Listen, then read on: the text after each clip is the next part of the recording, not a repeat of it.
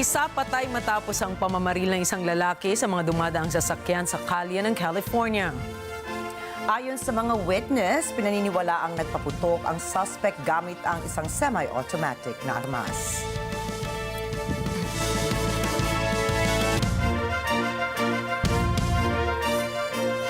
Magandang gabi, ako po si Ricky Matay. At ako si Nina Richie Alagaw Flores. Ito ang mata ng Agila International. At para naman sa mga headlines ngayong Biyernes ng gabi. Mahigit 30,000 land titles na ipamahagi sa agrarian reform beneficiaries ayon po kay Pangulong Ferdinand Marcos Jr. Pag-asa idineklara ang opisyal na pagtatapos ng El Nino phenomenon sa Pilipinas. US President Joe Biden nagbabala ukol sa nanganganib na demokrasya sa pagdaos ng anibersaryo ng D-Day. Starship ng SpaceX nag-splash down sa Indian Ocean. At isang restaurant sa Barcelona, Spain, kinilala bilang best restaurant in the world of 2024.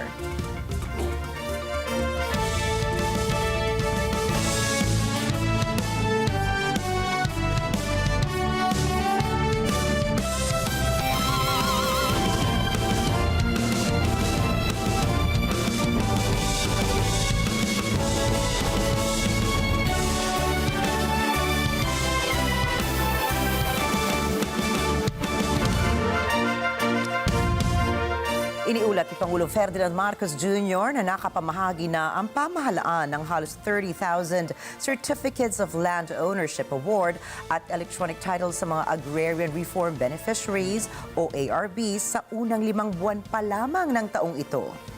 Sa kanyang talumpati, sinabi ni President Marcos na target nila makapagpamahagi ng karagdagang 36,000 titles ng lupa bago matapos ang taon. Ipinamahagi niya ang 2,115 CLOAs na sumasakop sa 3,328 hectares ng lupa na pinakikinabangan o pakikinabangan ng 1,965 ARBs sa mga probinsya ng Sorsogon, Catanduanes, Masbate, Albay, Camarines Norte at Camarines Sur. Bukod sa pamamahagi ng mga titulo ng lupa, sinabi ni Marcos na magbibigay ang pamahalaan ng mahigit 617 farm machinery at kagamitan na nagkakahalaga ng 20.66 million pesos upang suportahan ang produksyon ng agrikultura sa Camarines Sur. Tiniyak rin niya na tutulungan ang pamahalaan ng mga magsasakang naapektuhan ng El Nino phenomenon at kinilalang 500 million pesos na pinsalang dinanas ng mahigit 8,000 families sa 900 barangay sa rehiyon. Ayon sa datos ng National Disaster Risk Reduction and Management Council o NDRRMC, nasa higit 1 bilyong piso na ang naitatalang danyo sa sektor ng agrikultura dahil sa pag-aalboroto ng Bulkang Kanlaon. Umabot ang kabuuang danyo sa naturang sektor sa Western Visayas sa 1,491,206 pesos. Pumalo na rin sa 2,479 na katao o katumbas po yan ng 682 na pamilya ang naaapektuhan sa Western and Central Visayas. Nananatili naman sa 8 evacuation centers ang 1,400 individuals o katumbas ng 361 na pamilya. Ayon pa sa NDRRMC, nakataas pa rin ngayon ang state of calamity sa La Castellana, Negros Occidental at Kanlaon sa Negros Oriental. Ganap nang natapos ang pag-iral ng El Nino phenomenon sa bansa ayon sa Pag-asa.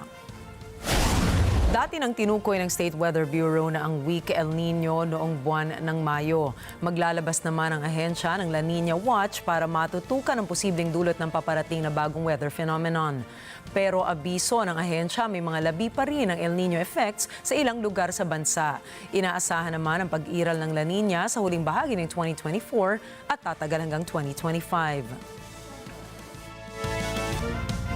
Nag-anunsyo ang Land Transportation Franchising and Regulatory Board o LTFRB na sisimula na nito ang paghuli sa mga pampasaherong jeepney na hindi nakapag-consolidate sa ilalim ng Public Utility Vehicle Modernization Program sa susunod na linggo.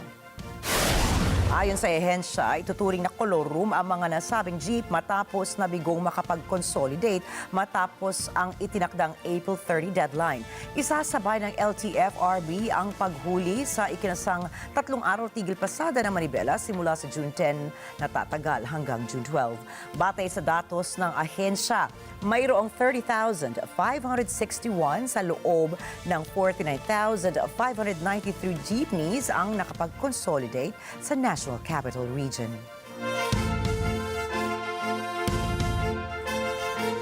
Naaresto ng Philippine National Police Drug Enforcement Group o PNP-PDEG ang 2 Pakistani matapos makumpiska ang 235 million pesos worth ng ketamine sa kanila sa isang buy-bust operation sa Maynila. Kinilala ni PDEG Chief Brigadier General Eliazar Mata ang mga suspect na sina Zahid Rafiq, Pasha at Akram Muhammad Fahim na nahuli sa police operation sa Ross Boulevard Service Road, Malate District. Nasamsam dito ang 47 kilograms ng ketamine, pera mula sa buy-bust at 2 sports utility vehicles. Ang ketamine na orihinal na ginagamit bilang pampatulog ng kabayo ay posible ring maging hallucinogenic pag ginamit sa tao at madalas ginagamit bilang date rape drug dahil maaari itong magsanhi ng pagka-sedated, pagkaparalisa at pansamantalang pagkawala ng alaala. Bunga ang operasyon ng impormasyong nakuha mula sa isang tipster na kinumpirma ng mga otoridad sa pamamagitan ng masusing surveillance at test buys. Ang mga sospek ay nasa kustodiya na ng PDEG para sa dokumentasyon at wastong disposisyon habang ang nakumpiskang droga ay ipadadala sa PNP Forensic Group sa Camp Crame, Quezon City para sa masusing pagsusuri. Mahaharap ang mga sospek sa kasong paglabag sa Republic Act 9165 o ang Comprehensive Dangerous Drugs Act of 2002.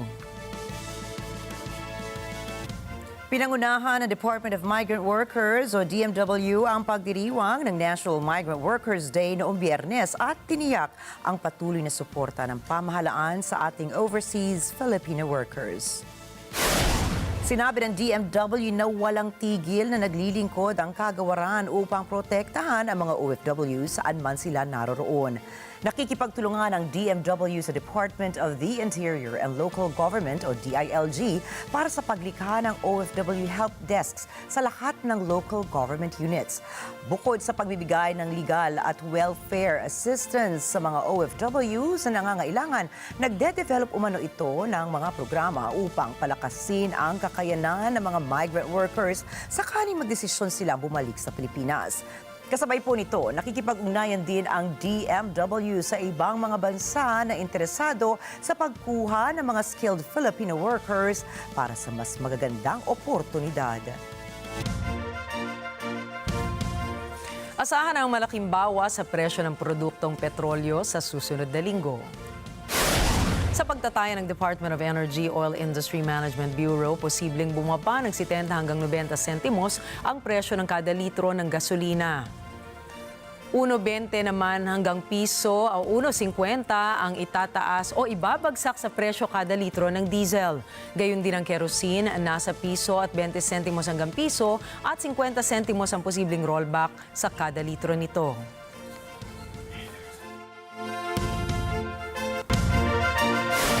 Susunod, Spain nakiisang sampahan ng kaso ang Israel.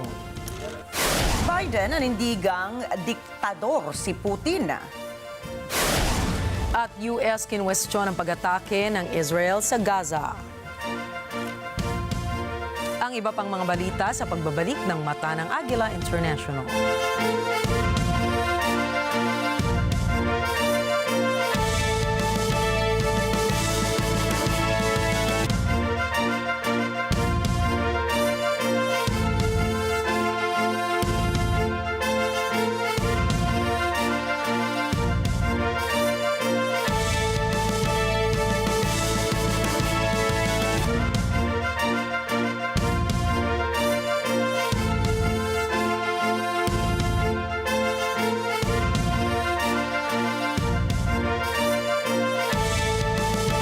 This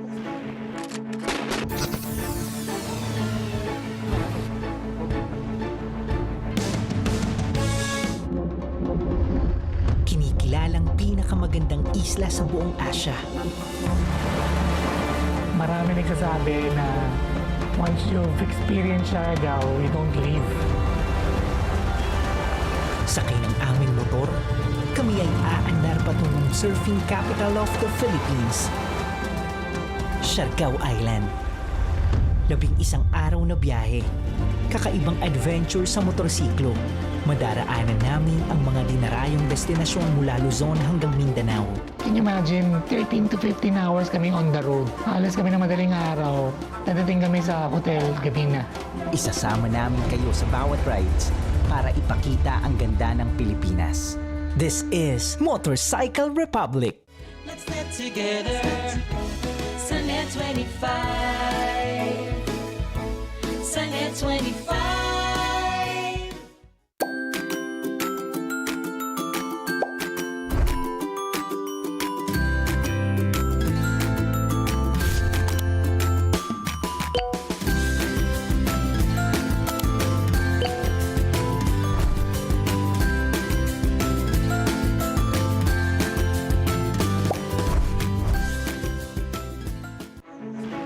Tumatak sa napakaraming Pilipino ang ika-8 ng Nobyembre taong 2013. Ito ang araw na sinalanta tayo ng Super Typhoon Yolanda. Naitala ang pangyayaring ito bilang the country's worst ever natural disaster. Maraming salamat po na binigyan po kami ng tirahan po. At nagpapasalamat po kami sa tagapamahalang Pangkalahatan, kay Eduardo B. Manalo po, na hanggang ngayon patuloy niya po itong nililingap.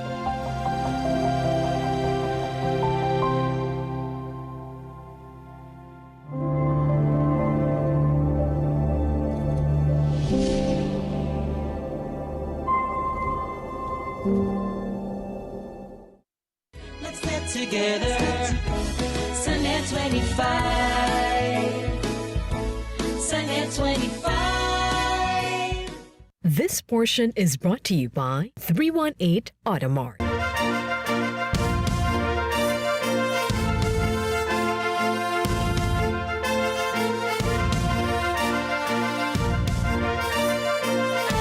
Alam niyo po ba kung ano ang isa sa pinakamapanirang kalamidad sa mundo dahil sa kasaysayan ng tao nagdulot na ito ng labis na kamatayan, taggutom, samot-saring mga sakit at maging pagbabago ng klima? Ito po ang pagputok ng bulkan or volcanic eruptions. Sa kabi-kabilang balita ng mga pagputok ng bulkang nagaganap sa iba't ibang bahagi ng mundo ngayon, hindi maiiwasang baluti ng takot ang mga tao, lalo na yung mga nakatira malapit sa mga bulkan. Kamakailan lamang nagulat ang lahat sa naganap na matinding pagsabog ng bulkang Kanlaon. Ayon sa FIVOX, tumagal ng 6 na minuto ang pagputok ng bulkan dakong alas 6 pasado ng gabi. Nagbuga rin ito ng plumes na may 5,000 metro ang taas na sinundan naman ng malalakas na pagyanig. Itinaas mula Alert Level 1 sa Alert Level 2 ang mga lugar sa paligid ng bulkan.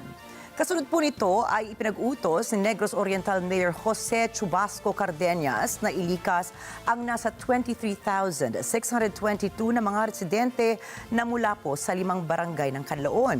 Ito po ay ang Barangay Pula, Masulog, Linothagan, Malaiba at Lumapaw. Rumagasa naman patungo sa mga kabahayan nitong Huwebes ang lahar na mula sa bunganga ng Bulkang Kanlaon. Sinabi ng NDRRMC na bukod sa makapal na putik ay may kasama rin itong debris at buhangin na rumagasa sa mga daluyan ng tubig. Kabilang sa mga apektadong barangay ay ang Biak na Bato, Kalapnagan, Kabakungan at Masulog. Samantala, taong 1996 nang huling sumabog ang Bulkang Kanlaon at matapos ang ilang taon ay muli itong naging aktibo. Pumutok naman ang Bulkang Taal sa magkasunod na 3 taon mula 2020 hanggang 2022.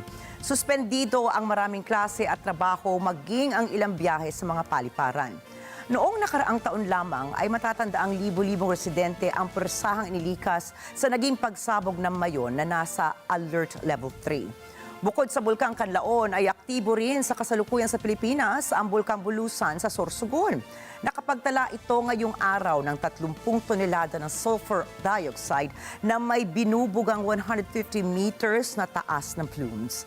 Nangyayari ang isang volcanic eruption kapag mayroong magma sa loob na umaakyat patungo sa bunganga ng bulkan. Dagdag pa rito ang pressure na nagmumula sa magma na siyang dahilan ng paglabas ng lava, abo at iba pang volcanic materials.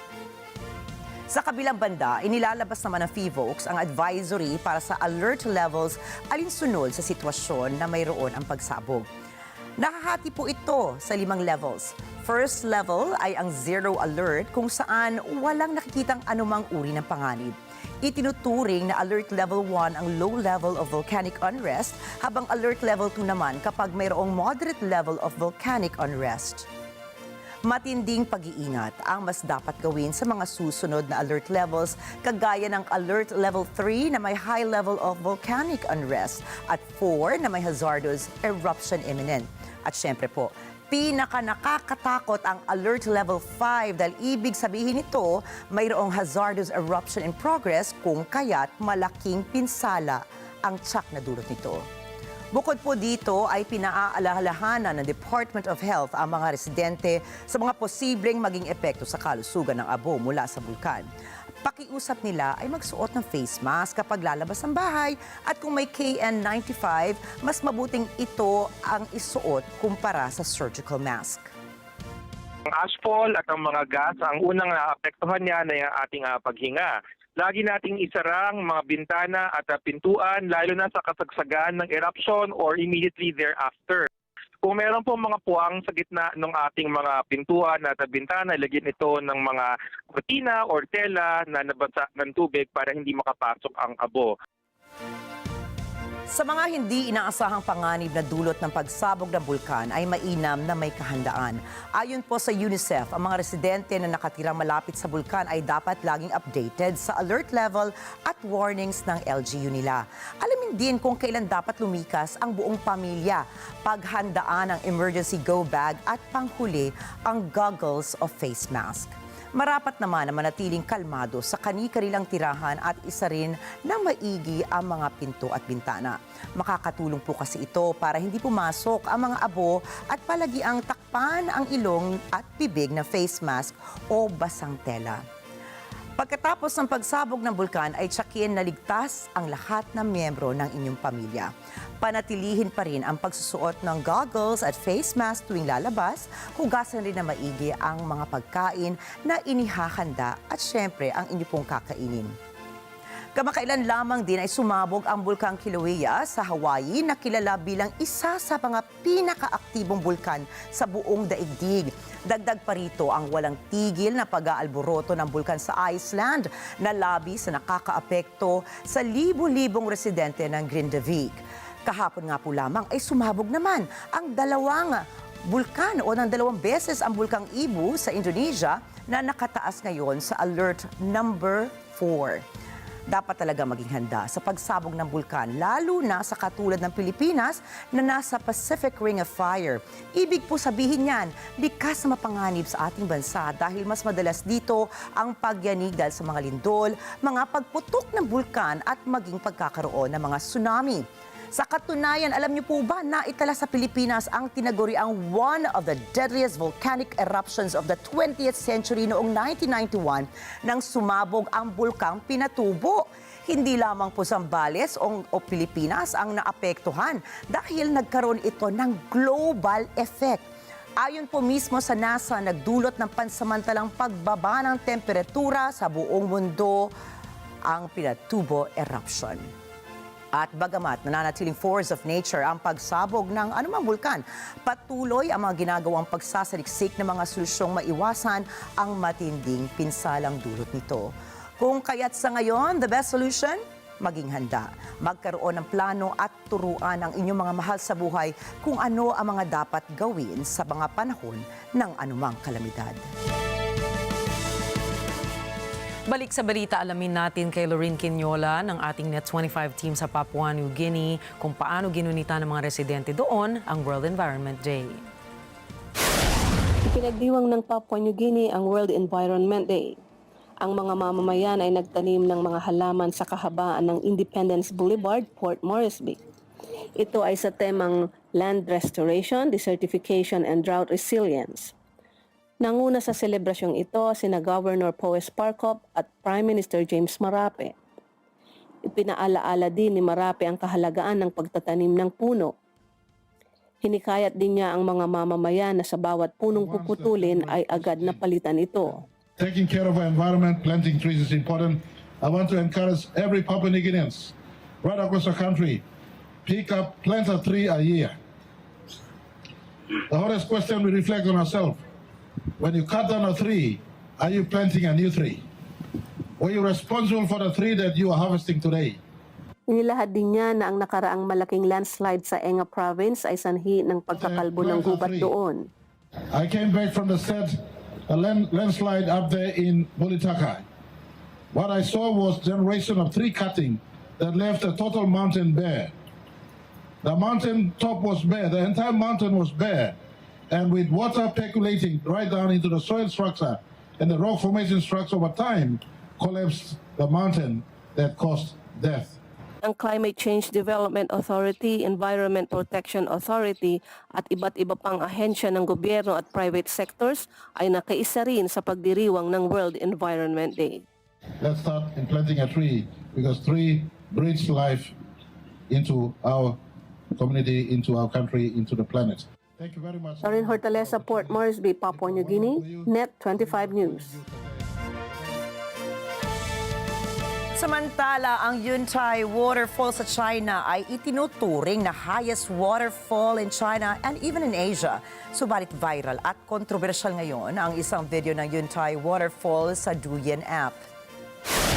Ibinuking kasi ng isang turista na ang tubig na pinagmumulan ng pinakamataas na waterfall sa China at sa Asia ay galing pala sa isang tubo lamang o pipeline. Reklamo tuloy na maraming social media influencers. Waterfalls o fake waters ang Yuntai Waterfalls. Ito ay dahil hindi raw galing sa natural source of water ang tubig ng nasabing waterfalls, kung kaya't hindi rin ito maaaring tawaging highest waterfalls in China and in Asia. Nagbiro pa ang isang netizen na dapat ay tallest fountain na lamang ang itawag sa Yuntai Waterfalls. Sinabi pa ng ibang social media influencers, hindi man lamang umano nirespeto ng mga park officials ang laws of nature dahil napaniwala nila ang mga turista na natural water ang tubig ng Yuntai Waterfall. May 14 million views na sa Weibo at mahigit 10 million views naman sa Douyin app ang viral video ng nasabing waterfall. Naglabas na ng pahayag ang mga park officials ng Yuntai Tourism Park at inamin nila na may ginawa silang quote-unquote small enhancements sa Yuntai Waterfall sa tuwing dry season. Depensa pa ng mga park officials, ang small enhancement na ginawa nila sa 314-meter waterfall ay upang hindi umano ito matuyo at upang mag-enjoy ang mga turistang bibisita sa highest waterfall sa Asia. Anla, wala ring dapat alalahanin ng publiko dahil ang ginagamit nilang tubig sa pipeline ng Yuntai Waterfall ay spring water, kung kaya't hindi umano ito makakasira sa natural landscape.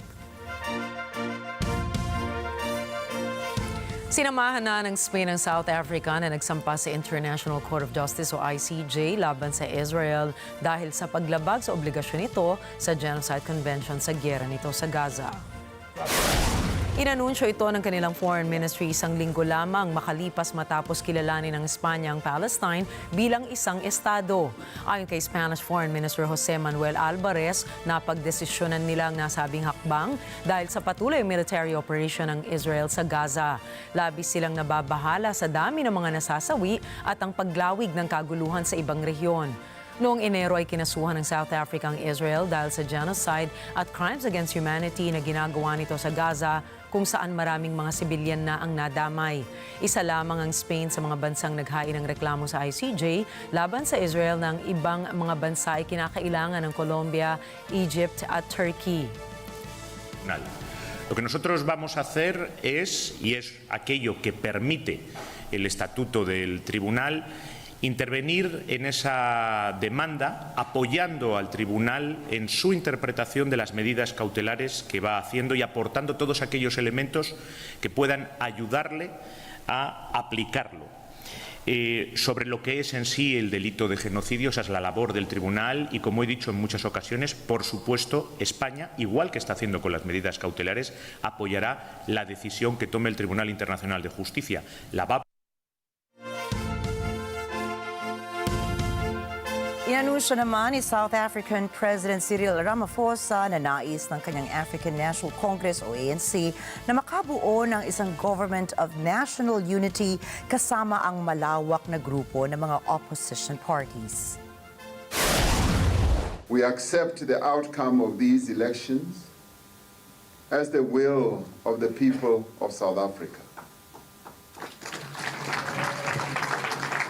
We have therefore agreed that we will invite political parties to form a government of national unity as the best option to move our country forward. Sa nagdaang halalan, nanalo ang ANC ng higit lamang sa 40% ng boto at 158 seats sa National Assembly ng South Africa. Kulang ito upang makakuha ng absolute majority sa unang pagkakataon ng ilang dekada. Ayon kay Ramaphosa, ang layunin ng Government of National Unity ay dapat una at higit sa lahat, tugunan ang mga agarang issue na nais ng mga South Africans na masolusyonan. Matapos ang 10 oras na masusing talakayan kasama ang mga seniors na miyembro ng kanyang partido sa Johannesburg, kinilala ni Ramaphosa na ang namumunong partido ay nangangailangan ngayon ng mga kasosyo upang makabuo ng gobyerno. May mga espekulasyon na ang partido ay maaaring maghanap na bumuo ng isang minority government o isang koalisyon kasamang isa o dalawang major parties sa bansa. Ngunit sa huli ay inimbitahan ni Ramaphosa ang lahat ng kanyang mga karibal sa talakayan.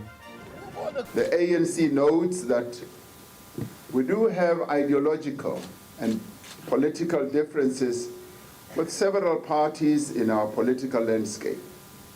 However, we will not preclude the possibility of working with any party so long as it is in the public interest and it is in keeping with the principles that they have articulated. Sinabi ni Ramaphosa na ang mga negotiators ng ANC ay nakipag-usap na sa 5 partido. Ang leftist economic freedom fighters, ang Zulu Nationalist Inkatha Freedom Party, ang Center-Right Democratic Alliance, ang National Freedom Party, and ang Anti-Immigrant Patriotic Alliance. We have directed the task team under the guidance of the national officials, the working committee, to develop in greater detail the modalities and button down our principles and the governance framework to guide all the parties to the government of national unity to ensure that it is coherent and effective and is aimed at serving the interests of the people of South Africa. Sinasabi ng ilang royal observers na tila nilabag ni France First Lady Brigitte Macron ang isang royal protocol nang tangkain ito na hawakan ang kamay ni Queen Camilla. Ang nasabing insidente ay nangyari sa commemorative event ng D-Day landing sa Ver-sur-Mer, France. Sa viral footage, iniwasan pa umano ni Queen Camilla na hawakan siya ni First Lady Brigitte, subalit inabot muli ni First Lady Brigitte ang kanyang kamay sa reyna at hinawakan pa umano ito ng sandali bago binitawan. Matatandaan na noong nabubuhay pa si Queen Elizabeth ay aksidenteng niyakap siya ni US First Lady Michelle Obama. Paliwanag ni First Lady Michelle, pinag-uusapan nila ni Queen Elizabeth ang kanilang mga sapatos kung kaya't hindi niya namalayan na niyakap niya ang reyna. Ayon naman sa ilang royal observers, mukha namang pumayag si Queen Elizabeth na yakapin siya ni First Lady Michelle dahil niyakap din niya ito at ngumiti pa.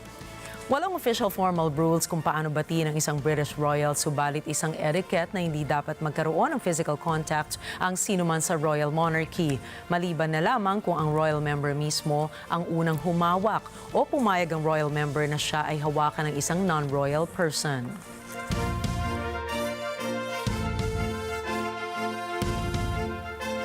Samantala, inakusahan ng mga hepe ng indigenous communities sa Canada ang gobyerno na walang humpay na pambibigo.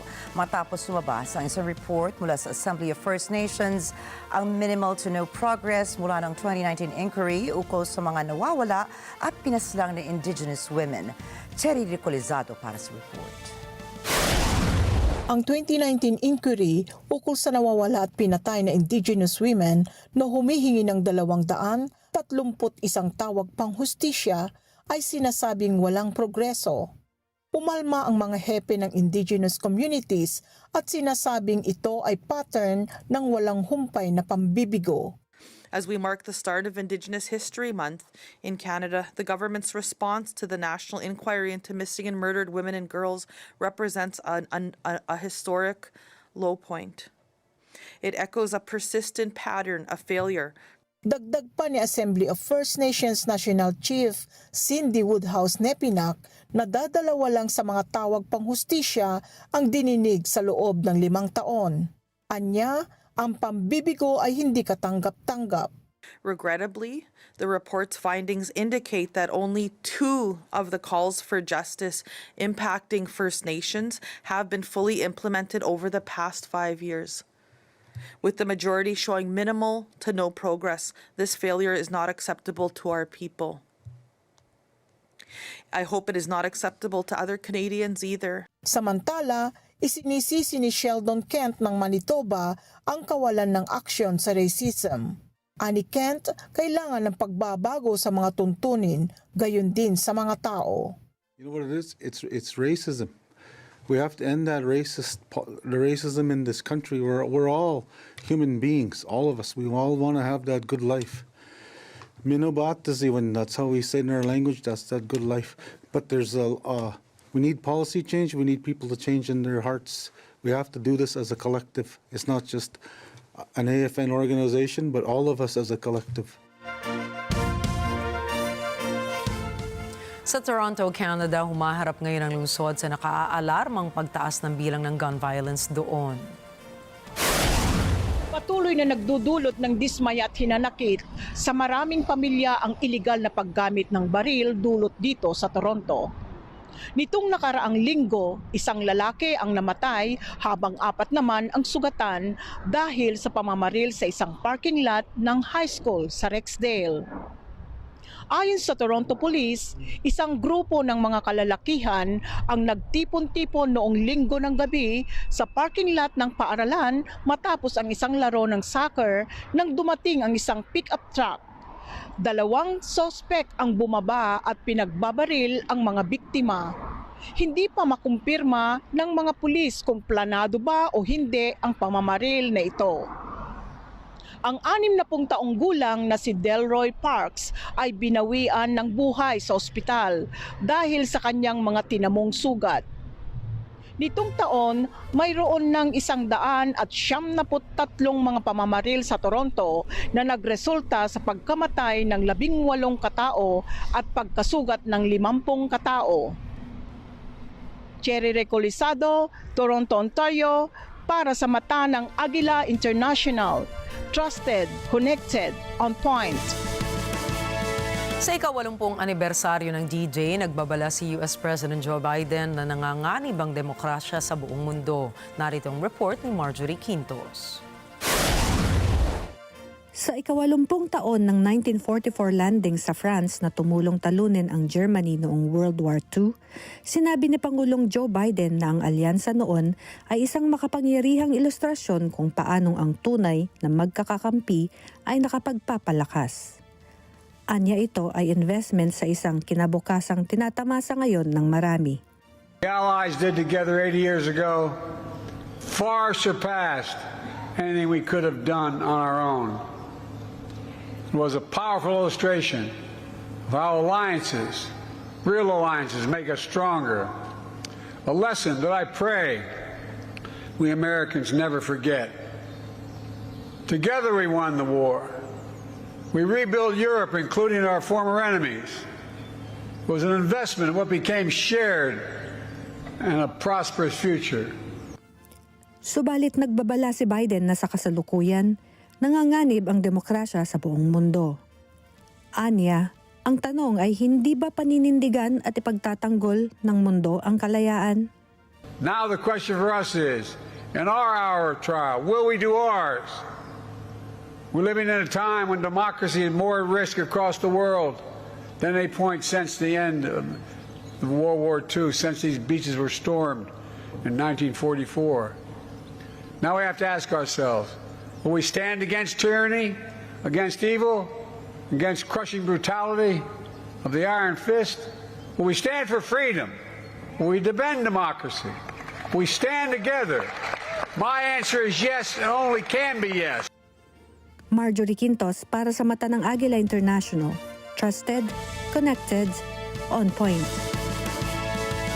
Nagbigay ng matinding kritisismo si US President Joe Biden kay Russian President Vladimir Putin at ipinagtanggol ang kanyang desisyong payagan ang Ukraine na magsagawa ng mga pag-atake sa loob ng Russia gamit ang mga armas ng USA. Ipinaliwanag ni President Biden na matagal na niyang nakikilala si President Putin dahil sa pagiging KGB agent nito 40 years ago. Ang desisyon ng US President na paluwagin ang mga limitasyon sa paggamit ng mga armas ng Amerika sa Ukraine ay dumating matapos ang malalaking pagsulong ng Russia sa paligid ng Hilagang Silangan, bahagi ng bansa malapit sa Russian border. Bagaman ito ay isang paglabag sa matagal ng patakaran ng US, limitado lamang ito sa paligid ng Kharkiv at hindi na rin humiling ang Ukraine ng pahintulot na lumampas pa doon dahil hindi nila inaasahang palawakin pa ng US ang pinapayagang lugar. Noong Miyerkules, binalaan ni Putin ang mga Western countries na ginagawa nila ang isang napakaseryoso at napakamapanganib na hakbang sa pagbibigay nila ng mga armas sa Ukraine na maaaring magresulta umano sa pag-armas rin ng Moscow sa kanilang mga kalaban. Nanawagan naman ang Estados Unidos sa Israel na maging transparent ito sa impormasyon ukol sa mga tinarget nito nang atakihin ang isang United Nations school sa Gaza. Jeff Sanidad para sa detalye. Nais malaman ng Estados Unidos kung may namatay nga bang mga bata sa pag-atake nito sa isang paaralan ng United Nations sa Gaza. Ayon kay US State Department spokesperson Matthew Miller, inaasahan ng Amerika na maging transparent sa pag-uulat ng detalye ng pag-atake ang Israel, kasama na ang pangalan ng mga namatay. At kung totoong namatay nga ang 14 na bata, ani Miller, ang mga iyon ay hindi terorista.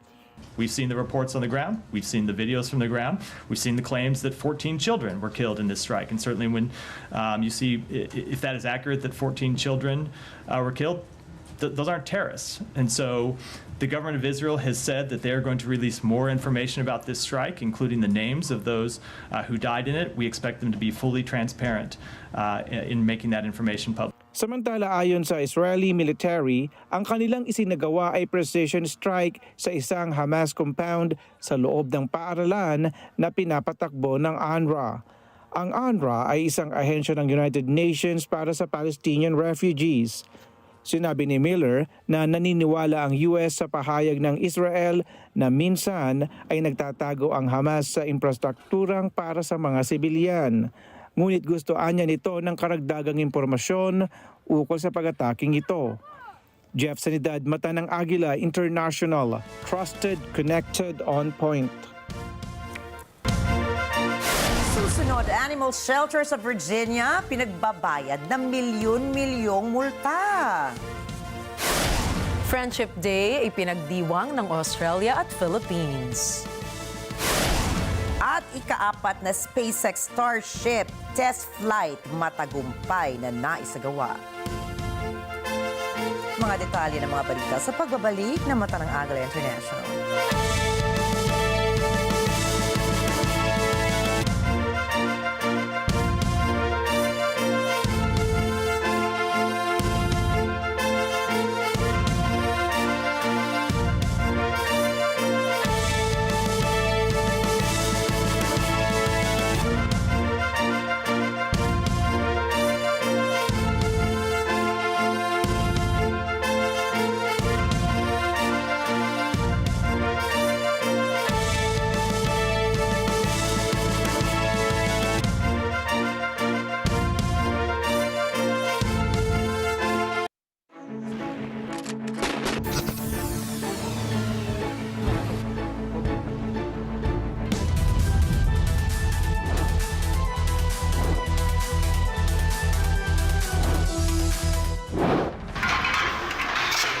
Silipin natin kung ano-ano ang mga panuntunan na itinalaga ng batas at ng gobyerno para matiyak ang mga ginagamit nating gasol sa ating bahay at hanap buhay ay pasok sa pamantayan.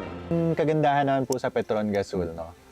Kapag ito ay kinakargahan na natin, dumadaan muna ito sa quality test.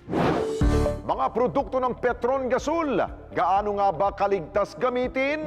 Malawakang kampanya ng Petron Gasol upang mapalakas ang kanilang produkto. Ating alamin. Petron Gasol #1. Sabado, alas 6 hanggang alas 7 ng gabi. Ito ang Responde, Mata ng Mamamayan. Let's get together. Sunday 25. Sunday 25. Matatag ang paninindigan. Matapang sa pagresponde. Matapat sa paglilingkod. Batikang tagapagbalita. Mata natin sa balitaan. Alex Santos kasama gabi-gabi sa Mata ng Agila Primetime. This portion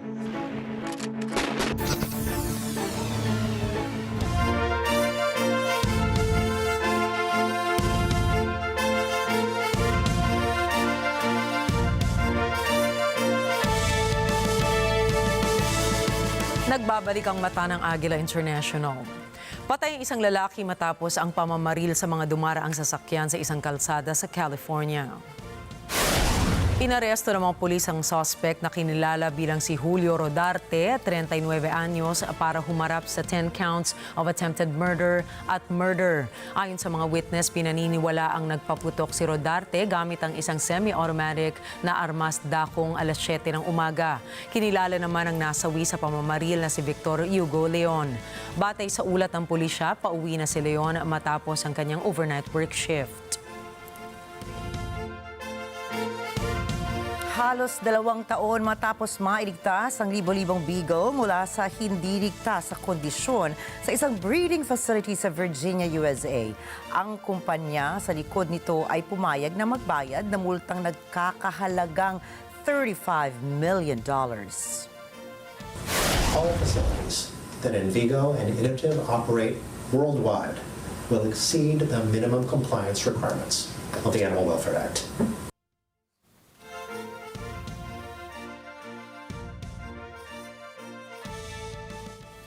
Inanunsyo ng U.S. Attorney's Office sa Western District ng Virginia na ang Envigo RMS LLC na nagmamay-ari ng breeding facility sa Cumberland County ay umamin na sadya nitong nilabag ang Animal Welfare Act sa pamamagitan ng hindi pagbibigay ng sapat na pangangalaga sa veterinaryo at tauhan.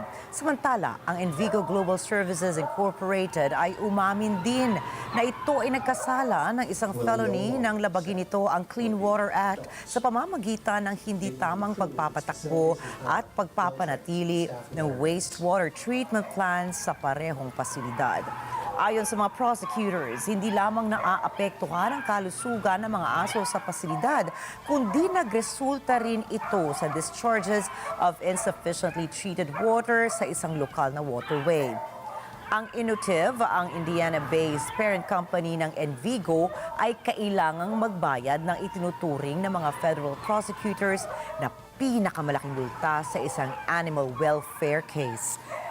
Nagsimula ito sa isang criminal fine na $22 million at kailangang di magbayad ng humigit kumulang $1.1 million sa Virginia Animal Fighting Task Force at $1.9 million sa Humane Society of the United States para sa kanilang tulong sa investigasyon. Dapat din silang magbayad ng $3.5 million sa National Fish and Wildlife Foundation at $7 million upang maisaayos ang breeding facility at pangangailangan ng mga tauhan nito.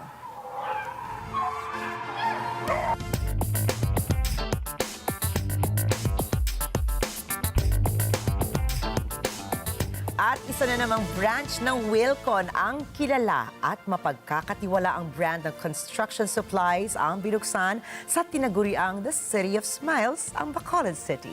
Si Mark De La Rosa sa balita.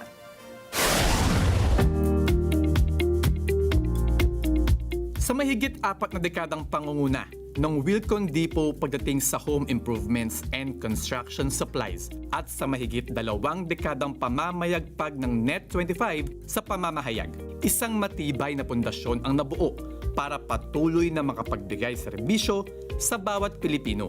I want to express my sincere appreciation to our newest media partner, Net25, as we officially solidify our partnership. Because for Wilcon, I guess this is another milestone. We always believe in the power of communication and being partner with Net25. I guess we can achieve our goals of reaching out to more customers. This collaboration brings together two leaders in respective industries. Net25 is a brand name in media and entertainment, and Wilcon, the Philippines' top home improvement and construction supplies retailer. Sa suporta ng Net25, layunin nitong mas mapalawak ang pagbibigay impormasyon tungkol sa mga tagumpay na patuloy na naaabot ng Wilcon Depot. Tulad na lang ng pagbibigay muli ng ngiti sa ating mga kababayan sa lugar na tinaguriang The City of Smiles, ang pagbubukas ng kanilang ika-74 na branch sa bansa. Because this is the second branch in Bacolod area. And we are very grateful because of the reception that Bacolod has given Wilcon through the years, and of course this is also in line with our mission and vision to reaching every Filipino and providing them with quality products and service. Ang Wilcon Depot ay kilala bilang household name para sa home and construction supply. At ang Net25 naman ay pinagkakatiwalaan bilang family-oriented network sa bansa. At sa kanilang pagtutulungan, siguradong patuloy silang magtatagumpay at maghahatid ng mataas na kalidad ng serbisyo at produkto para sa bawat pamilyang Pilipino. This is the start of a lasting relationship. I hope that we will continue to build fruitful and lasting relationship as we embark on this partnership with Net25. Together, we can empower Filipino families to create beautiful, sustainable, and comfortable living spaces using Wilcon's top-notch products and our engaging shows. Mark De La Rosa para sa mata ng Agila International. Trusted, connected, on point.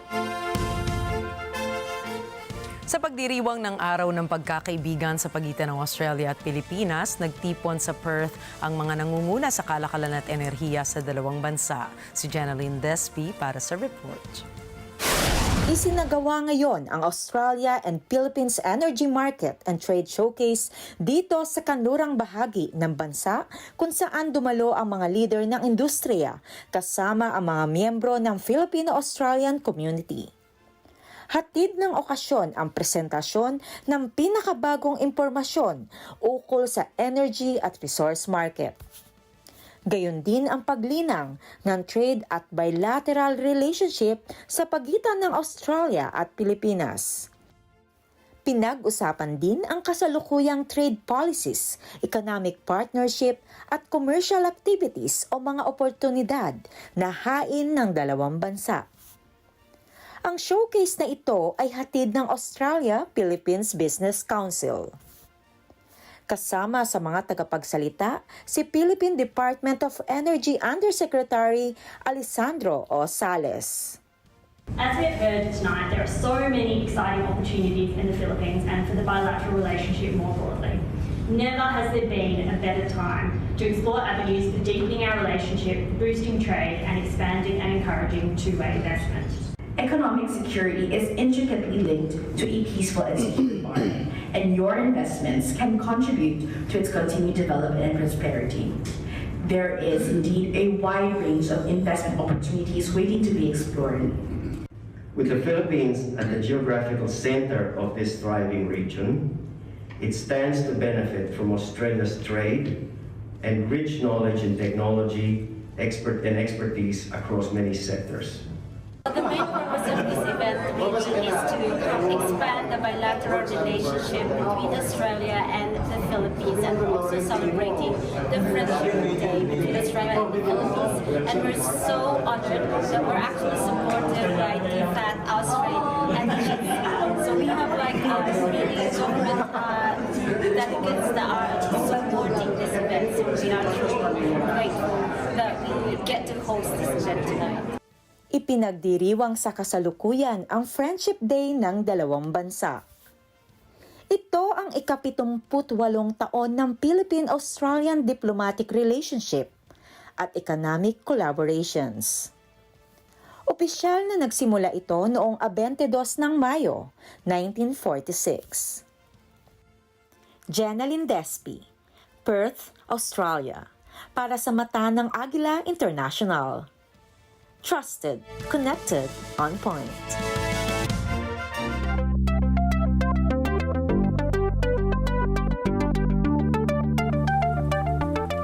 Naging matagumpay ang pang-apat na test flight ng Starship rocket na SpaceX.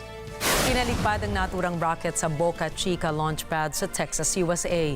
Pinayagan naman ng Federal Aviation Administration ng Amerika ang flight test matapos pumasa ito sa lahat ng safety standard requirements. Magugunitang sumabog ang rocket sa gitna ng paglipad nito sa himpapawid at tuluyang nawala ang contact nito sa command center noong nakaraang taon. Pero nitong Miyerkules ay nakumpleto na ng Starship ang buong test mula sa launching hanggang sa splashdown nito sa Indian Ocean.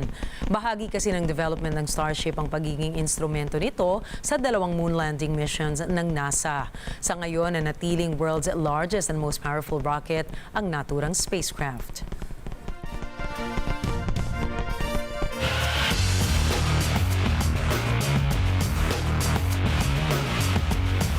Inisyuhan na ng isang independent arbitrator si American swimmer Kenzie McMahon ng 4 na taong ban matapos itong magpositibo sa isang doping test noong Hulyo.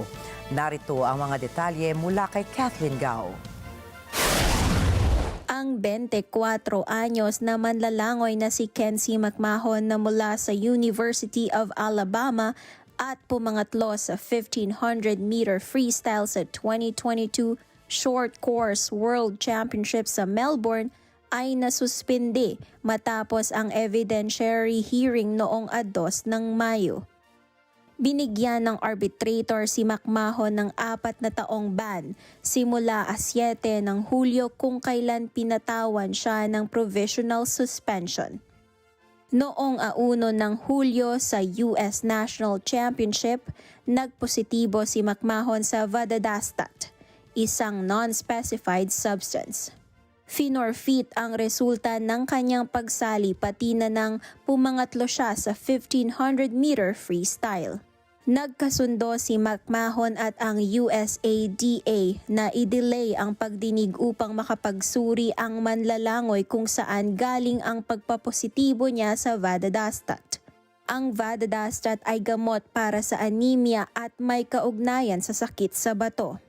Ito ay ipinagbabawal sapagkat nasa kategorya ito ng drogang may kaugnayan sa growth factors at hormones.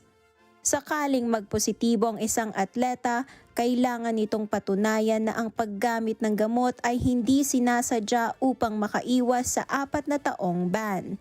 At dahil hindi ito napatunayan ni McMahon, tumanggap siya ng 4 na taong suspension. Hindi man tinapos ng arbitrator na sinadyang mandaya ni McMahon, sinabi nitong hindi na ibigay ng atleta ang burden of proof na kailangan. Si McMahon ay US Collegiate Champion para sa Alabama noong Marso 2023 sa 500-yard at sa 1650-yard freestyle. Kathleen Ga para sa mata ng Agila International, trusted, connected, on point.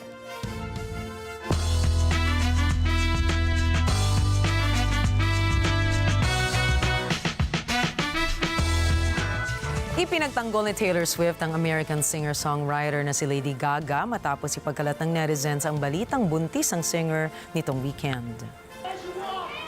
Nagsimula ang balita tungkol kay Lady Gaga sa litrato ng isang paparazzi sa naging pagdalo niya sa kasal ng kanyang kapatid sa Maine, USA, kung saan makikita rito ang pagdaragdag nito ng timbang. Kasunod nito ay naglabas siya ng video sa TikTok para linawin na mali ang pinakakalat na balita sa media. Tumagal ang kanyang pagpapaliwanag sa video ng may 10 seconds na may caption na I don't have to find an aesthetic. I am the aesthetic. I mean, I'm sure there's somebody out here right now who is going into Pinterest trying to type up all these adjectives to describe me. Dagdag pa rito ang mga linya na not pregnant, just down bad crying at the gym, kung saan ginamit ng inspirasyon sa caption ang kanta ni Taylor Swift na Down Bad. Nag-iwan naman ng komento si Taylor Swift sa TikTok video ni Lady Gaga na nagsasabing, can we all agree that it's invasive and irresponsible to comment on a woman's body? Gaga does not owe anyone an explanation and neither does any woman. Naniwala siya na walang karapatan ng iba na magpakalat ng mga haka-haka dahil lamang sa itsura at katawan ng isang babae. Anya ay hindi magandang nangyayaring body shaming at ito ay nagpapakita lamang ng kababawan ng mga tao sa pagbibigay ng opinyon sa buhay ng isang tao.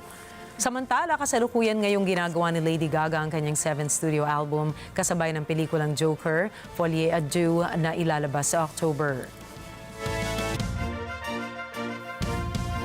At pinarangalan ngayon bilang 2024 World's Best Restaurant ang Disfrutar na matatagpuan sa Barcelona, Spain. Tanyagan Disfrutar sa mga pagkain may kinalaman sa gastronomy kung saan na ipakita ang kakaibang paraan ng paghahanda at paglulutos ng pagkain. Tinagurian din itong world-famous fine dining dahil sa mga nakatutuwang itsura na may ituturing na bahagi ng avant-garde techniques. Dagdag pa rito ang mga chef na si Oriol Castro, Edward Chatruch at Matthew Casanyas na nasa likod ng El Bulli at Compartir na dati ring nanalo bilang Best World Restaurants in the World. Bukod pa rito ay nakatanggap rin sila ng natatanging pagkilala matapos makakuha ng 3 Michelin stars. Kabilang din sa mga nagwagi ang Achondos Asador Etchebarri na nasa ika-2 pwesto at Paris Table by Bruno Verjus naman sa ika-3 pwesto. Samantala, hawak ng Disfrutar ngayon ang titulo ng World's Best Restaurant at Best Restaurant sa Europe.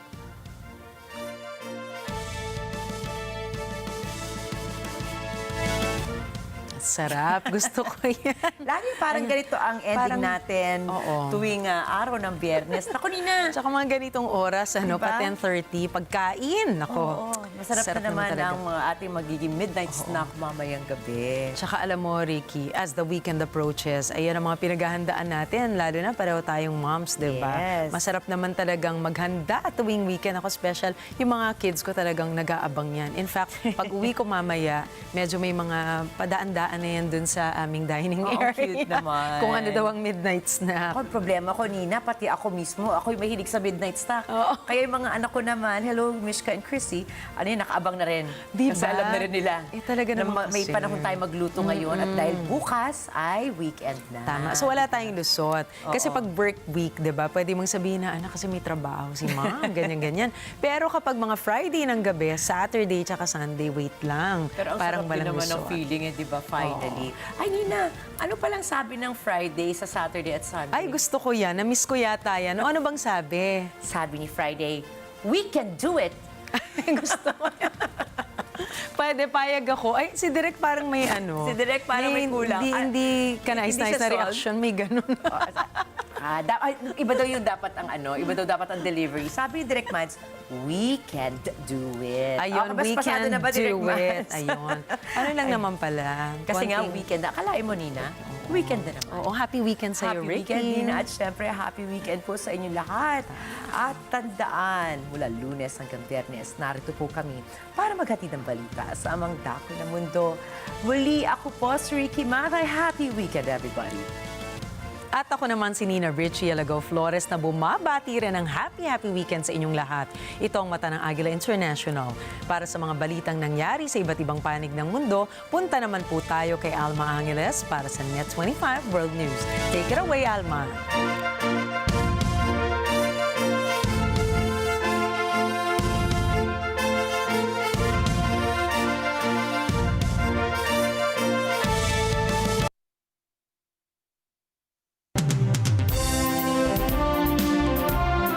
Thank you, Nina and Ricky. Tonight's headlines reveal a dramatic shift in international relations. Take a look.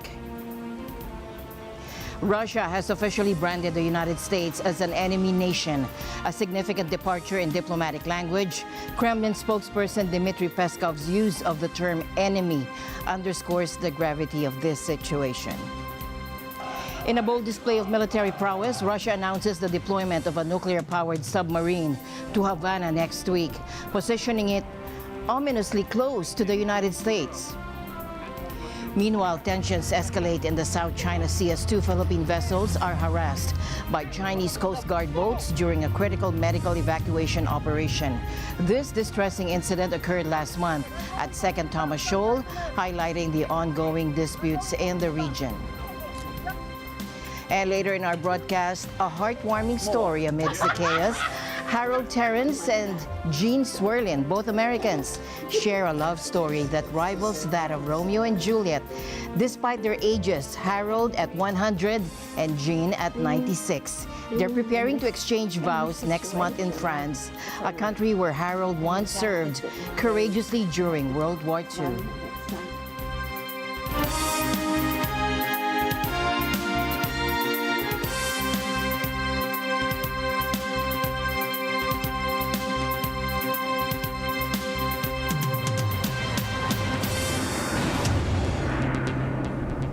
Recently, Russia officially declared the United States an enemy nation, marking a significant shift in rhetoric.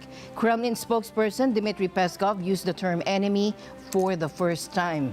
It highlights the seriousness of this situation. Peskov's remarks come after former American intelligence officer Scott Ritter claimed he was prevented from visiting St. Petersburg and had his passport confiscated by border officials. Responding to this, Peskov told reporters that the latest manifestation of the rabid campaign to stop Americans from communicating with Russia would only be understandable if the move had any connection to Ritter's former intelligence status. We are now an enemy country for them, just as they are for us, he told reporters.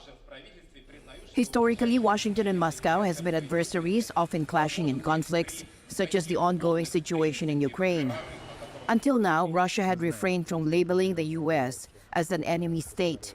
However, recent escalations have changed that stance. Last week, the U.S. authorized Ukraine to strike Russian territory using American weapons. President Putin responded by accusing Ukraine of attacking Russian soil with Western assistance and hinted at supplying Russian weapons to Western adversaries, posing a security threat to nations supporting Ukraine. Что если кто-то считает возможным поставлять такое оружие в зону боевых действий для нанесения ударов по нашей территории и создания проблем для нас, то почему у нас нет права поставлять наше оружие такого же класса в те регионы мира, где будут наноситься удары по чувствительным объектам тех стран, которые делают это в отношении России? But Putin's actions don't stop there. Russia is flexing its military muscle by sending a nuclear-powered submarine to Havana next week, though it won't be carrying nuclear weapons.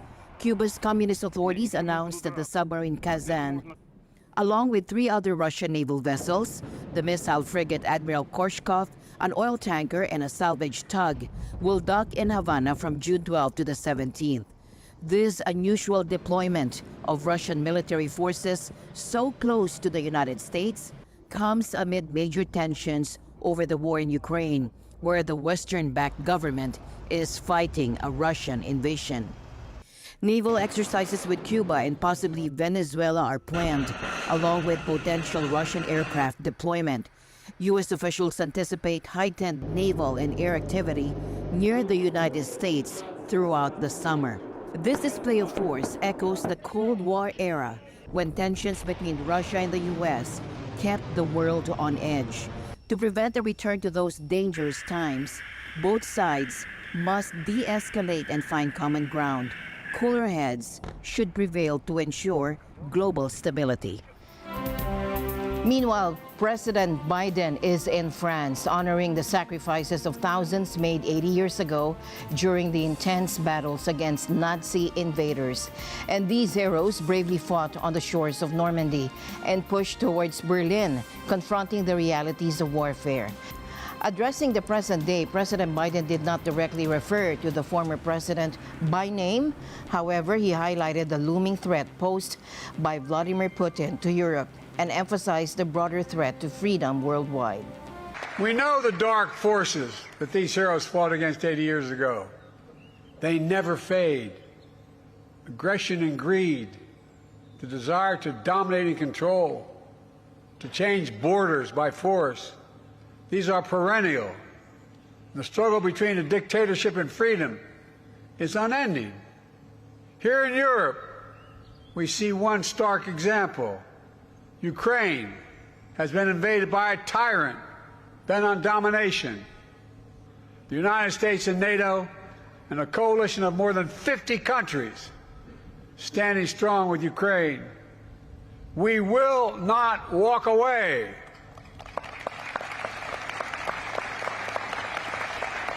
Because if we do, Ukraine will be subjugated, and it will not end there.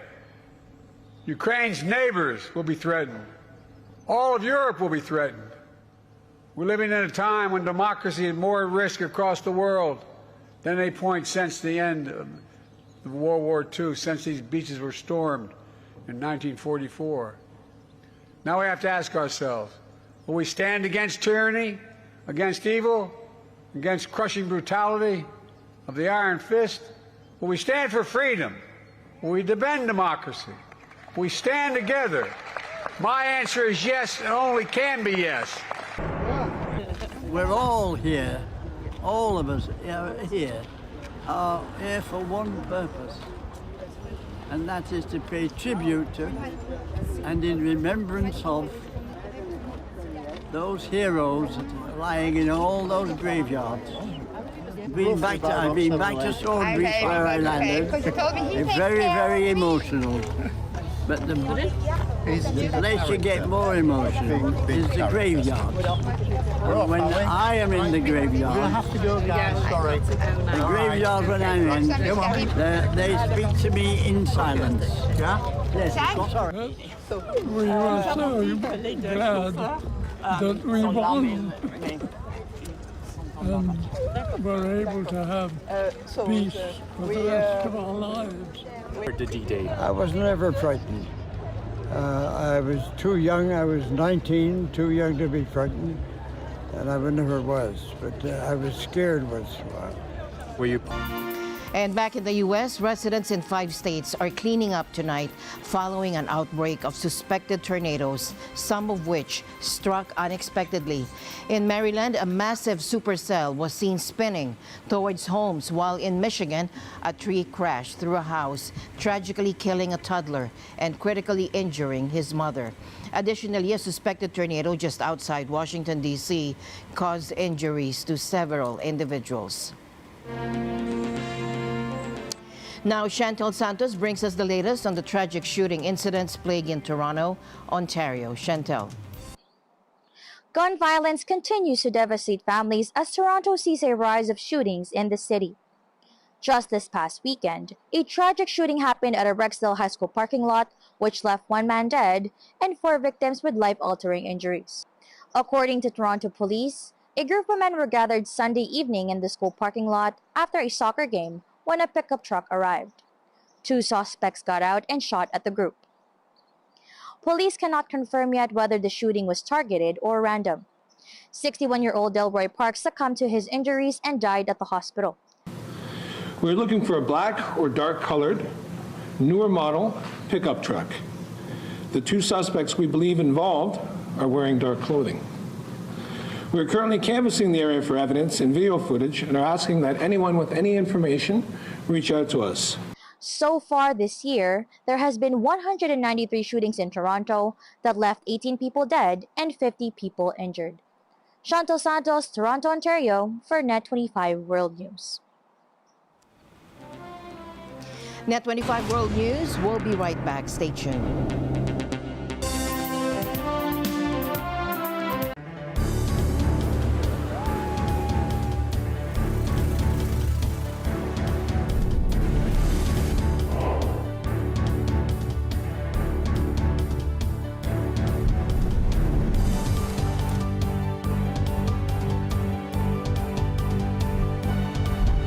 Open for business with Cesar Vallejos.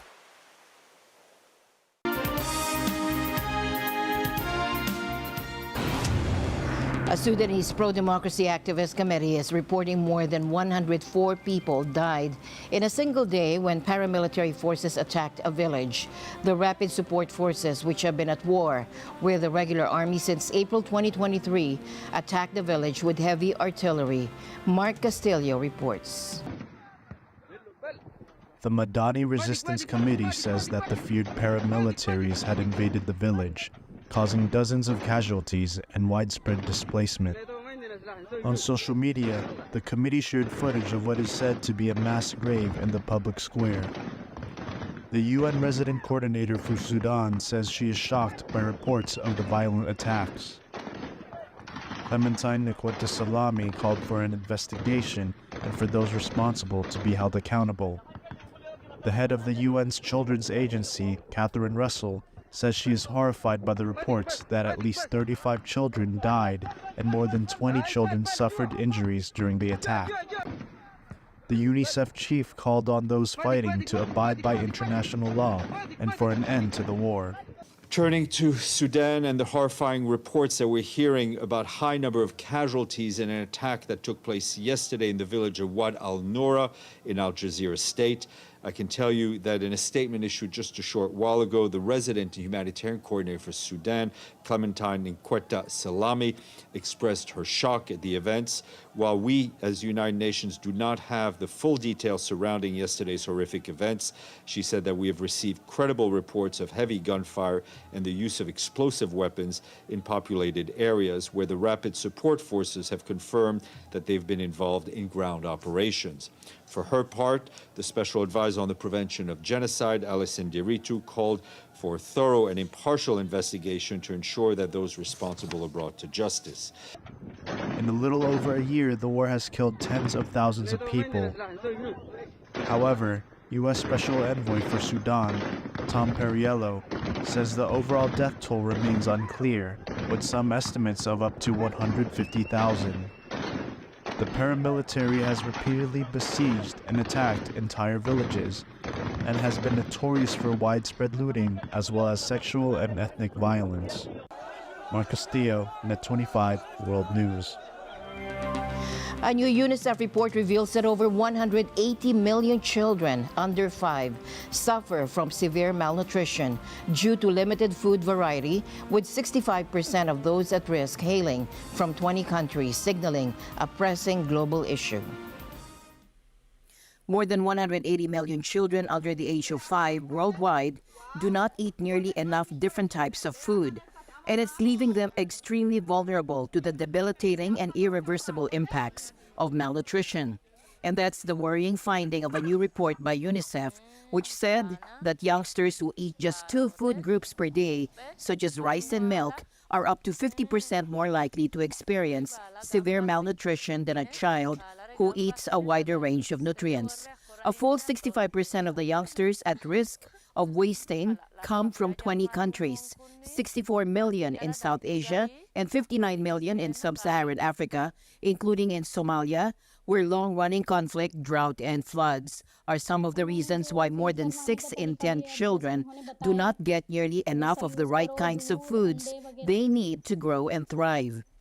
UNICEF nutrition specialist Harriet Torles said that 1 in 4 children is affected by severe food poverty and surviving on just 2 or fewer food groups. So for a child in Afghanistan, for example, that's just some bread or perhaps some milk in the whole day. Almost certainly no vegetables, no fruit, and no good sources of protein.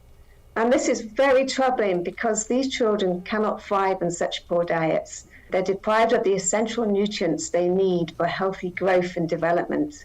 Although poverty is believed to be a key driver of malnutrition in the under 5s, the UN agency also found that 97 million children at risk of wasting from poor eating habits come from relatively wealthier households. Countries need to act now to allow access to better diets and reduce severe child food poverty, according to UNICEF.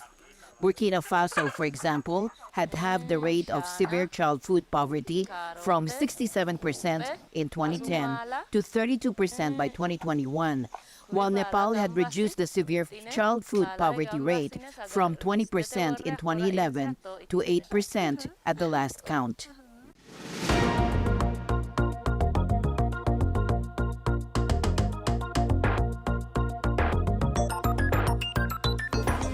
Now, in a recent incident, 2 Philippine vessels were harassed by Chinese Coast Guard boats while trying to transfer a sick Filipino soldier at sea. This happened last month during a medical evacuation from a grounded Philippine Navy ship at 2nd Thomas Shoal in the South China Sea. On May 19, the Philippine Coast Guard sent a boat to pick up the soldier from a Navy speedboat, and they informed the Chinese Coast Guard that this was a humanitarian mission. Despite this, Chinese boats followed, blocked, and bumped the Philippine vessels. Video footage released by the Philippine Coast Guard shows a Chinese speedboat hitting the stationary Philippine boats during the patient transfer. Other Chinese Coast Guard boats were also seen blocking the Philippine boat. Jay Tariela, spokesperson for the West Philippine Sea, said the Chinese boats performed dangerous maneuvers and intentionally hit the Philippine Navy vessel. He called the actions barbaric and inhumane and criticized the harassment of what should have been a simple medical evacuation. In other news tonight, Pag-asa has announced that the El Nino phenomenon has officially ended. Sa ngayon po ay ENSO neutral condition na po. Ibig sabihin po, hindi na po ganun kainit yung temperatura ng dagat kaysa karaniwan. So, back to average or normal na po. At tinitingnan din natin na yung pong impact or epekto nito sa ating lugar ay since tag-ulan na rin po tayo, so nababawasan na rin po yung mga areas na naaapektuhan nitong El Nino. Well, sa ngayon po, yung hottest temperature na naitala natin ay 40.3. So yan po ay naranasan natin during the last week of April at first week po ng Mayo. So ay may mga areas pa rin po na mataas pa rin yung heat index or merong danger level. Pero kung ikukumpara po natin dun sa mga nakaraang mga araw or weeks po, mas kumokonti yung mga lugar na matataas ang heat index. So still, naglalaro pa rin po sa mga around 41, 42, 43, yung may mga lugar po na matataas ang alinsangan. President Marcos Jr. has announced measures to help the Davao region cope with the effects of the dry spell caused by El Nino. While Davao del Norte has not been severely affected, around 1,000 families in 6 barangays across the region are facing significant challenges, with farmers and fisher folks losing around 50 million pesos. Batid natin na ang tagtuyot ay hindi lamang nagdudulot ng matinding pinsala sa ating mga sakahan at palaisdaan. Ito rin ay nagiging sagabal sa kabuhayan at pagtupad sa pangarap ng ang pamahalaan ay nandito at laging handang umalay at magbigay ng tulong, lalo na sa panahon ng kagipitan. Halos 60 milyong piso ang nakalaan sa pamamahagi ng tulong ng mga magsasaka ng maraming Pilipino. To support those impacted, the Department of Social Welfare and Development has prepared 19,000 food packs worth 15 million pesos. Additionally, the President has provided 10 million pesos to each of the local chiefs of Davao del Norte, Davao de Oro, and Davao Oriental to assist small farmers and fisher folks. Coast Guard officials from Southeast Asian nations are meeting to create common rules for dealing with issues at sea. And this include protecting the environment, search and rescue, and fighting crime like trafficking and illegal fishing. Admiral Ronnie Gil Cavan, head of the Philippine Coast Guard, says these common rules will help ensure everyone using the region's waters follow the same guidelines. Na yung magiging title po nito kung matapos po ito ay CPs or Southeast Asian Protocol on Engagement at Sea for Coast Guards and Enforcement Agencies. Kung bakit po natin ginawa ang pinaka-objective na magkaroon ng common protocol, tayo po ay naniniwala sa Philippine Coast Guard na ang kapayapaan po ay makakamit kung lahat ay sumusunod sa batas. At ang pagpapatupad ng batas ay magiging maayos kung lahat-lahat po ay pare-pareho ang pagkakaintindi sa batas at nagkasundo kung paano po ito ipatupad. And this, he hopes, will create a more peaceful and stable Southeast Asia. The ASEAN Coast Guard Forum 2024 was held in Discovery, Samal. The 3rd annual ASEAN Coast Guard Forum is currently underway in the Philippines, hosted by the PCG or Philippine Coast Guard, and the forum, which runs until June 8th, brings together the heads of Coast Guards from Singapore, Thailand, Malaysia, Indonesia, Myanmar, Laos, and Vietnam. The UN Office of Drugs and Crimes is also participating as a partner organization. UN Chief Antonio Guterres condemned recent attacks by Myanmar's military that reportedly killed scores of civilians in western Rakhine State. The Secretary General is deeply concerned by the increasing violence across Myanmar and strongly condemns the recent attacks by the Myanmar military that have reportedly killed scores of civilians, including in Rakhine and Sangeng regions.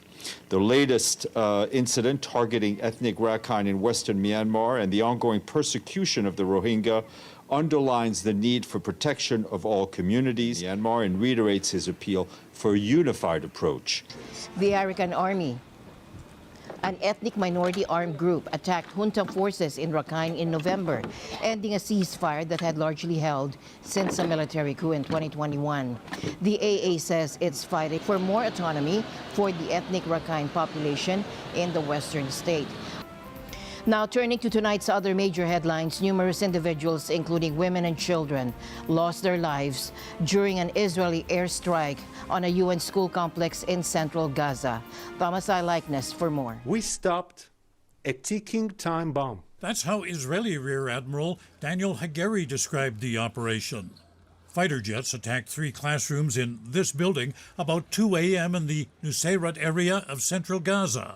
Hagari says Hamas terrorists had been operating from the school. The terrorists inside the school were planning more attacks against Israelis, some of them imminent. Hamas claims the victims included women and children sheltering at the site.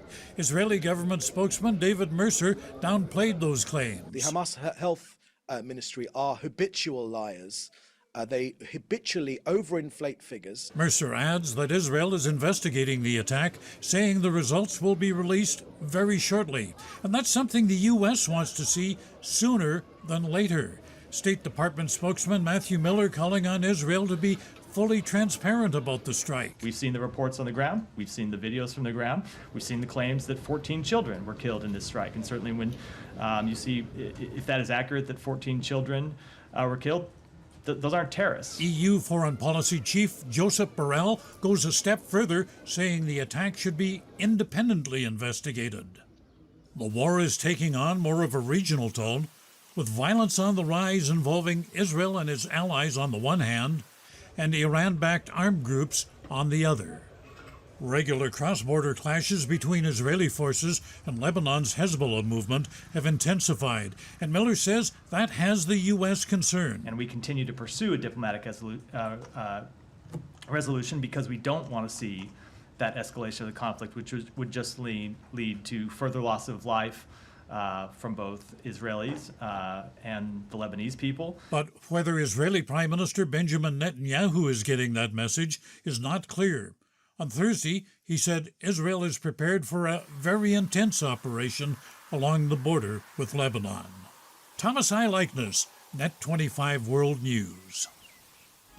Today marks a significant occasion as Australia and the Philippines join hands in the realm of energy market and trade.